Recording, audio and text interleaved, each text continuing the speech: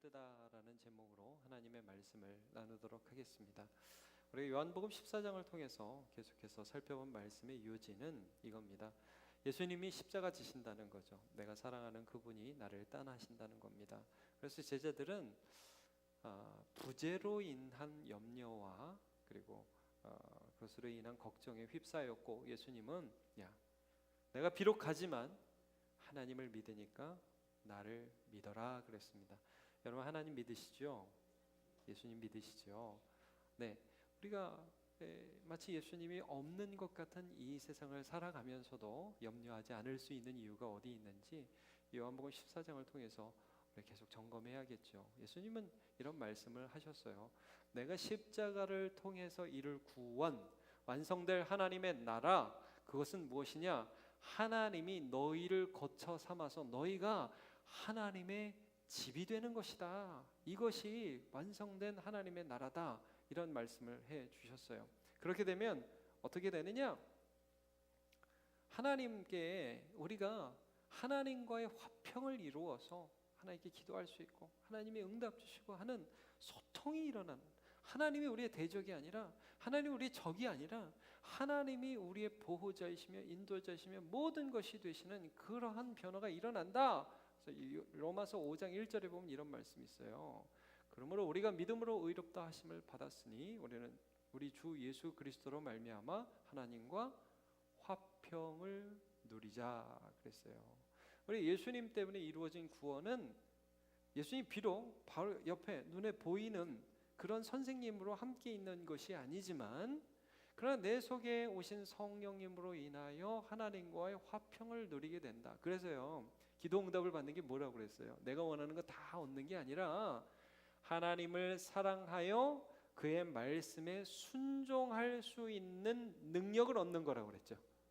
기도하면 하나님이 나에게 순종할 수 있는 힘을 주신다. 그래서 여러분, 그것이 어떻게 우리에게 나타날 수 있냐면 성령님이다. 성령님이 내 안에 계시니까 그분 때문에 내가 하나님께 순종할 수 있게 된다. 자, 오늘 본문의 말씀은 그것을 생명이라는 단어로 설명해 주시면서 말씀하고 있는 것입니다. 자, 여러분, 오늘 본문의 첫 절을 보시면 예수님이 떠나가셨다가 성령으로 오시는 것을 이렇게 표현하십니다. 18절, 내가 너희를 고아와 같이 버려두지 아니하고. 그러니까 난 혼자예요, 하나님 어디 계신지 모르겠어, 그렇게 버려두지 않고 너희에게로 오는데 성령으로 오신다는 말씀이죠. 성령으로 오셔요. 그러면 너희에게 어떤 변화가 있게 되는데, 성령이 오셔서 생명을 얻게 되면 안 보이는 게 보이기 시작한다. 19절을 한번 보세요. 조금 있으면 세상은 다시 나를 보지 못한다. 왜요? 세상과 주님은 관계가 없어요. 주님을 보지 못해요. 그러나 너희는 나를 본다 그랬어요. 그리고 그 이유가 뭐냐면, 자, 이걸 이렇게 표현하지 않았어요. 너희가 살아나기 때문에 나를 볼 거다, 이렇게 말씀하지 않았어요. 너희 안에 내가 살아있다. 예수님이 우리 안에 살아있고 또 너희도 내 안에서 살아있기 때문에 보인다, 이런 말씀을 해주세요. 굉장히 독특한 말씀이에요. 너는 이제 살아날 거야, 이제 내가 보일 거야, 이게 아니라 관계 안에서 살아나는 거예요. 예수님 안에서 내가 살아나는 거고 내 안에 예수님이 살아계신 게 느껴지는 거예요. 그러면 보인다는 거예요. 그래서 여기 이제 괄호 안에 여러분 넣으실 거는, 우리가 성령이 오시면 우리 안에 일어나는 일은 보는 거예요. 보는 거. 요한복음에서 여러분, 보는 것은 항상 아는 것과 믿는 것과 똑같은 말씀이라고 그랬죠. 우리가 전에는 안 보이던 것들이 보이기 시작하고 전에는 몰랐던 것들을 알기 시작해요. 그래서 오늘 20절은 그 알게 되는 내용을 세 가지로 정리합니다. 여러분, 이 세 가지를 잘 기억하십시오. 자, 요한복음 오늘 20절 한번 보시죠. 그날에는 내가 아버지 안에. 자, 이걸 이렇게 할 수 있죠. 하나님 아버지 안에 계신 그리스도, 예수님. 그 다음에 두 번째는 뭐예요? 너희가 내 안에. 그럼 뭐예요? 이거는 여기서 나는 예수님이잖아요. 예수님 안에 있는 나. 다음에 세 번째, 내가 너희 안에. 이건 뭐예요? 내 안에 계신 예수님이죠. 자, 정리할 수 있겠습니까? 자, 첫 번째는 뭐예요? 네, 내가 아버지 안에, 다른 말로 하면 아버지 하나님의 안에 계신 예수님. 그 다음에 두 번째, 너희가 내 안에. 이건 뭐예요? 예수 안에 있는 나. 그렇죠? 그 다음에 내가 너희 안에는 내 안에 계신 예수님. 이걸 우리가 정리할 수 있어요. 그러니까 여러분, 우리가 생명을 소유하게 되면 마치 사마리아 여인에게 말씀하셨던 것처럼 속에서 생수가 올라온다고 그러잖아요. 말씀이 생각나는 거 아니에요? 성령께서 역사하시는 거 아니에요? 그러면 안 보이던 것이 보여요. 예수님이 어떻게 보여요? 좋은 어떤 훌륭한 선생으로 보이는 정도가 아니라 하나님의 그리스도로 보이기 시작한다는 거예요. 그리고 나는 예수 안에 있는 나, 그냥 뭐 어떤 일하는 어떤 사람, 누구누구 남편, 누구누구 아내, 누구누구 자녀, 이런 게 아니라 예수 안에 있는 나로, 또 예수님은 나하고 상관없는 어떤 분이 아니라 내 안에서 오늘도 살아서 역사하시는 분으로 보이기 시작하는 거예요. 자, 그러면 먼저 첫 번째를 잠깐 보죠. 내가 아버지 안에, 하나님 아버지 안에 계신 예수님을 한번 살펴보기를 원합니다. 여러분, 성령 받은 제자들이 예수님을 보는 눈들이 달라졌어요. 그들이 제일 먼저 부활하신 예수님을 만나고 나서 한 반응들은 예수님을 그리스도라고 전한 것입니다. 사도행전 5장 42절을 보면 그들이, 제자들이죠, 날마다 성전에 있어 집에 있든지 성전에 있든지 집에 있든지 예수는 누구라고? 그리스도. 예수님을 보는 눈이 달라져요. 그러니까 이거예요. 여러분, 우리가 예수님을 믿어요.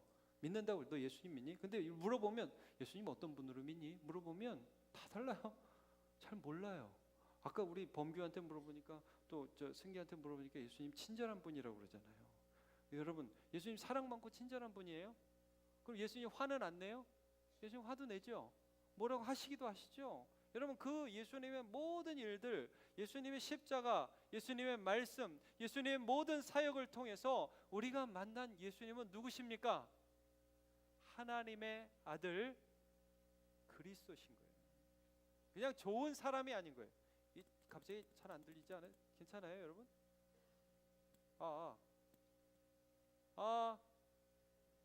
위에는 잘 들려요?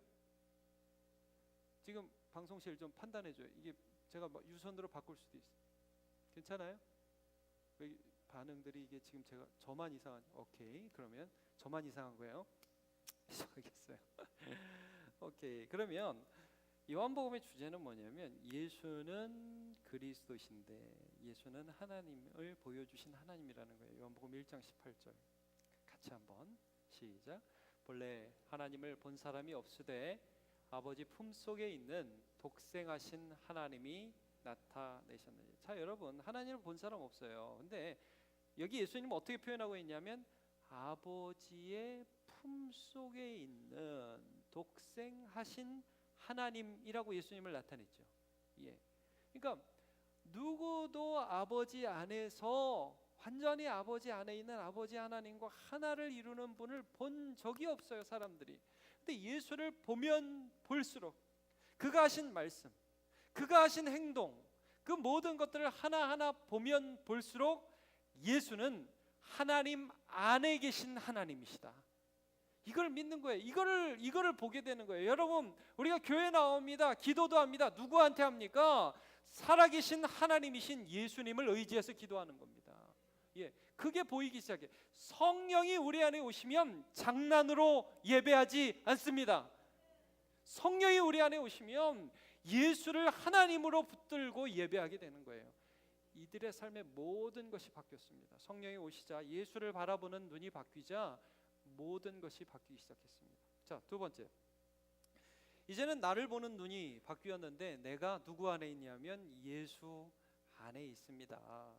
여러분, 에베소서 1장 4절부터 6절을 보면 바울 사도가 우리라고 고백한 자기 자신들의 모습을 어떻게 정의하느냐, 이렇게 고백합니다. 에베소서 1장 4절, 그 창세전에 우리를 택하셨어요, 하나님이. 근데 누구 안에서 택하셨냐면 그리스도 예수 안에서 택하셨어요.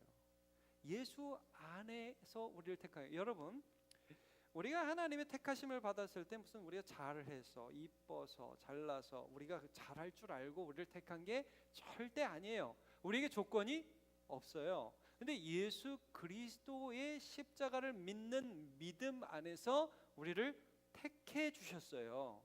순전히 예수님 때문이에요. 그래서 우리는 편안하고 믿을 수 있고 안정감이 있죠. 왜? 내가 잘못한다고 해서, 내가 혹시 넘어진다고 해서 쓰러질 구원이 아니니까.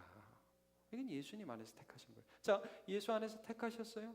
예수 안에서도 거룩하게 하려고, 그것도 흠이 없게 하려고, 그러고 택하셨어요. 자, 거기서 끝나느냐?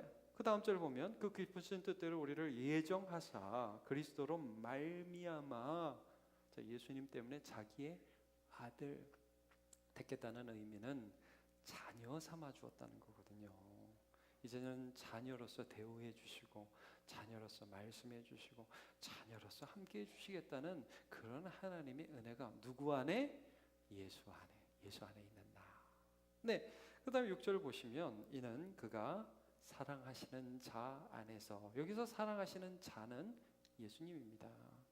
하나님이 사랑하시는 그 예수님 안에서 우리에게 거저 주시는 바 그의 은혜의 영광을 찬송하게 하려는 것이라, 이런 말씀을 하고 있어요. 그러니까 이 말씀은 예수님을 통해서 우리가 결국 하게 될 것은, 이게 이건이라는 한 인간이 이제 예수 안에서 택함 받았으면 거룩하게 살아가고 잘 살아가고, 그게 끝이 아니라 결국은 하나님을 찬양하는 데까지 이르도록 누가 우리를 붙들고 가시느냐 하면 예수님이 붙들고 가시는 거예요.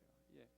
이게 우리를 보는 눈이 달라진 거예요. 그냥 어떤 한 사람이 아니에요. 이젠 예수 안에 있는 자이기 때문에 하나님의 목적이 나를 향해서 있고, 하나님의 흔들리지 않는 붙드심이 있고, 그가 나를 이끌어 가시는 그런 예수 안에 있는 자라는 것을 말씀해 주고 있어요.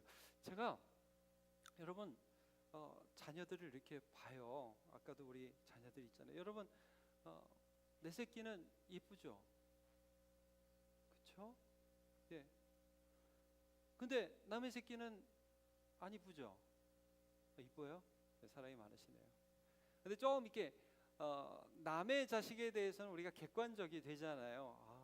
참 못생겼다 이런 말도 하고, 이게 왜 이렇게 왔다 갔다 하지? 잘 들리죠? 네. 한 번만 더 그러면 내가 바꾸겠습니다. 자, 남의 자식에 대해서는 우리가 좀 객관적이 되잖아요. 이게 뭐 이쁘기도 하고, 쟤는 좀 성격이 그래, 막 이런 얘기도 하고. 근데 자기 자녀에 대해서는 굉장히 너그러워져요. 근데 여러분, 우리가 주 안에 있다는 게 무슨 말입니까?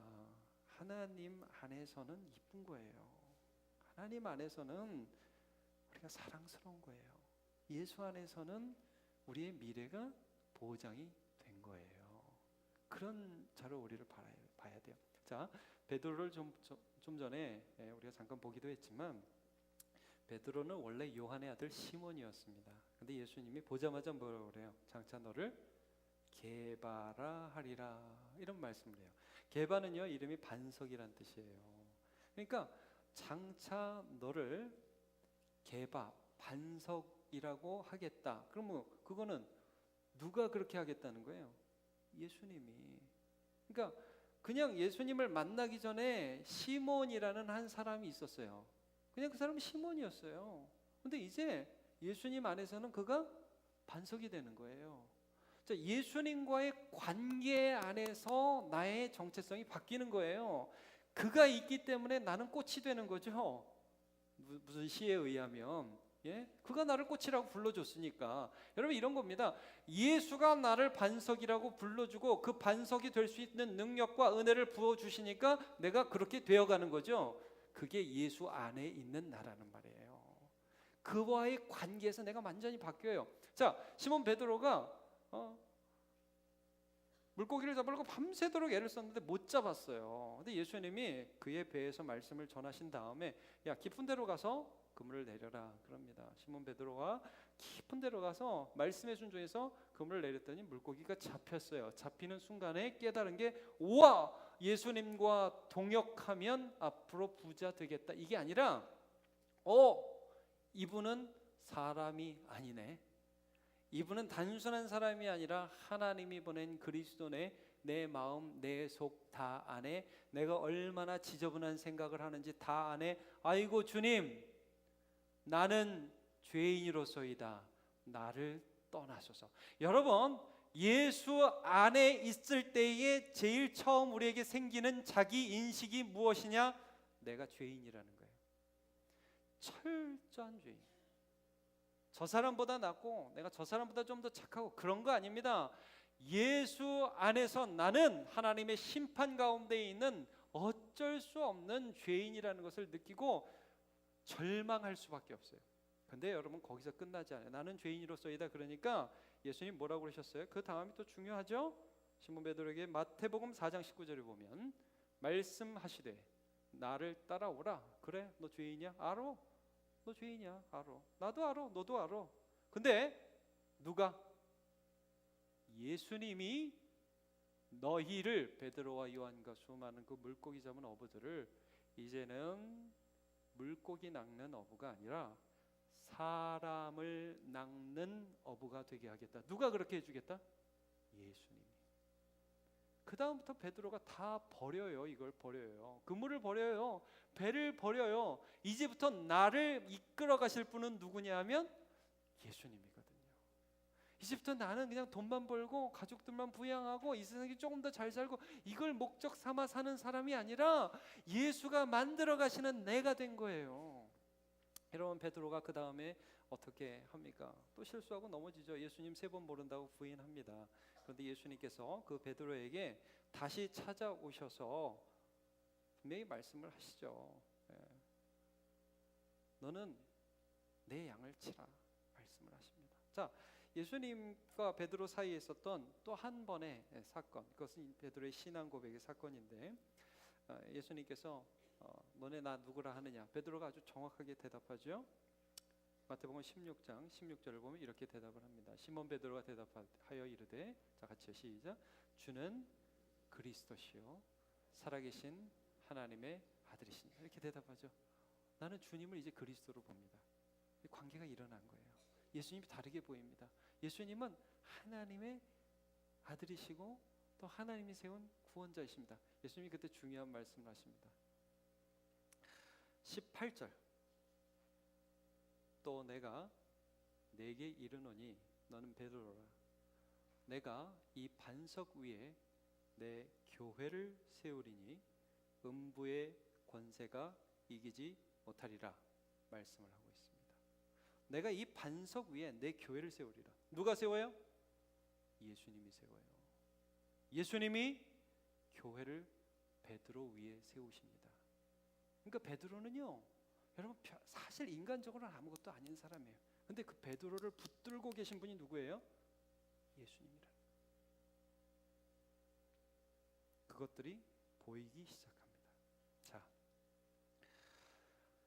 자, 신자에게 이제 보이게 되고 알게 되는 우리가 오늘 다룰 마지막 3번째는 뭐냐면 내 안에 계신 예수님입니다. 예수님이 내 안에 계시구나. 전에는 이게 잘 안 보여. 그냥 뭐 내가 사는 것 같고 내가 행동하는 것 같고 내가 모든 것 하는 것 같은데, 살아가면서 하나하나 무엇을 느끼기 시작하냐면 하나님이 내 안에서 일하시네. 예수님이 내 안에서 일하시네. 그런 것들을 조금씩 알게 돼요. 자, 베드로가 예수님을 3번 부인했을 때 예수님이 찾아가서 이렇게 질문하고 대답하는 과정에서, 자, 요한복음 21장 17절을 보면요, 이런 말씀이 있습니다. 3번째 이르시되 요한의 아들 시몬아 내가 나를 사랑하느냐 하시니 주께서 3번째 내가 나를 사랑하느냐 하심으로 베드로가 근심하여 이르되 주님 모든 것을 아시오매 내가 주님을 사랑하는 줄을 주님께서 아시나이다. 예수께서 이르시되 내 양을 먹이라 말씀하셨습니다. 여러분, 예수님께서 베드로에게 왜 너 나 사랑하느냐고 물어보셨을까요? 이겁니다. 그가 비록 예수님을 배반하고 예수님을 모른다고 했지만 그의 마음 안에는 예수님을 사랑하는 마음이 지금도 있어요. 여러분, 우리가 주님 앞에 부끄러울 때 있죠? 여러분, 지난주에 죄 지으셨죠? 하나님 앞에 부끄러울 때 있지요. 제가 한번 물어보겠습니다. 여러분 예수님 사랑하십니까? 네, 그 마음이 있으십니까? 그게 우리 안에 계신 예수님을 발견하는 거예요. 그러면 그것 때문에 일어나는 거예요. 나 때문에 넘어지지만 예수님 때문에 일어나는 거예요. 그게 나예요. 내 안에 예수님 없지 않아요. 내 안에 예수님 살아계세요. 그 예수님 붙들고 오늘도 한 걸음씩 다시 나가고 일어나는 겁니다. 그래서 여러분 이 사도들이요, 그 다음에 성령의 충만함을 받고 전도하는 과정 속에서 말하자면 뭐 세상의 높은 권세자들과 정치인들 앞에서 우리가 주눅들기 쉬운 그들 앞에서 담대하게 복음을 전합니다. 너네들 앞에서 내가 하나님 말씀 듣는 게 좋냐? 너네 말 듣는 게 좋냐? 너네 한번 생각해봐라. 담대하게 얘기해요. 그러니까 그 사람들이 그 말을 듣고서 당혹스러워합니다. 학문이 없고 그냥 쉽게 윽박지르면 이길 수 있는 사람으로 생각했는데 이 사람들이 넘어가질 않는 거예요. 위협에 굴하지를 않는 거예요. 이 학문 없는 범인으로 알았는데 도대체 어떤 일이 일어났냐? 여러분 세상 사람들은 베드로와 요한과 사도들 안에 있었던 하나님을 보지 못합니다. 쟤는 뭐지? 왜 갑자기 변하지? 여러분 우리가 웃고 다니잖아요. 갑자기 아픈데도 웃고 다니고 감사하고 하나님을 사랑한다고 얘기하고 기도하기 시작하면 사람들은 미쳤다고 그럽니다. 그러나 우리는 우리 속에서 역사하시는 주님을 압니다. 이건 내가 아는 게 아니구나. 주님께서 내 안에서 기도하시는구나. 주님께서 내 안에서 감사를 만들어내시는구나. 주께서 내 안에서 기뻐하게 하시는구나. 여러분 우리 안에 계신 예수님을 보시기를 바랍니다.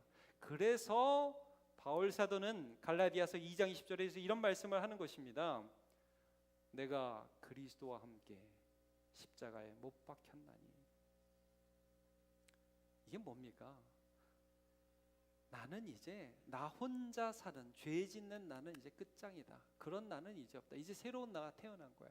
이제는 내가 사는 것이 아니라 나 혼자 사는 거 아니에요, 여러분. 분명히 우리 살아있죠. 그렇죠? 근데 이제는 이전의 내가 아니라고요. 여러분 저 결혼했잖아요. 그렇죠? 저는 이전의 내가 아니에요. 저는 저 여자하고 이제 살아가는 관계 속에서의 저예요. 저 총각대하고 지금하고 완전히 달라요. 여러분 저를 넘보실 수 없습니다. 전 품절남입니다. 물론 이건 이런 소리를 하면 여러분 비웃으리라는 걸 제가 압니다만, 여러분 우리는요 말하자면 품절남 품절녀예요. 어떤 면에서 예수 그리스도의 것이 되었습니다. 그리스도와 함께 사는 거예요. 그러니까 오직 내 안에서는 그리스도께서 사시고 내 안에서 나타나는 말들, 능력들, 생각들 가운데 성령께서 역사하여 주셔서 이건 단순하게 내가 하는 것이 아니라 성령께서 내 속에서 역사하시는 것이구나. 이걸 안다고요. 이걸 봐야 된다고요. 이걸 의지하고 살아가는 거라고. 그게 나예요. 이전의 내가 아니에요. 이제는 예수 안에 있는 나예요. 이제 내가 육체 가운데 사는 것은 나를 사랑하사 나를 위하여 자기 자신을 버리신 하나님의 아들을 믿는 믿음 안에서 사는 것이다 말씀하고 있습니다. 오늘 세 가지 말씀 나누었습니다. 첫 번째로 우리가 생명을 가져서 보게 되고 알게 되는 것은 무엇이냐? 그리스도가 하나님 안에 계신 예수님이 하나님 안에 계신 그리스도이시며 하나님의 아들이시라는 거. 그 다음에 저와 여러분 우리가 내가 누구냐? 예수 안에 있다는 거. 그리고 내 안에 누가 계시느냐? 예수 그리스도가 계시다는 것. 이 세 가지를 보고 믿음으로 살아가는 저와 여러분 되시기를 바랍니다. 다 일어나 찬양합시다.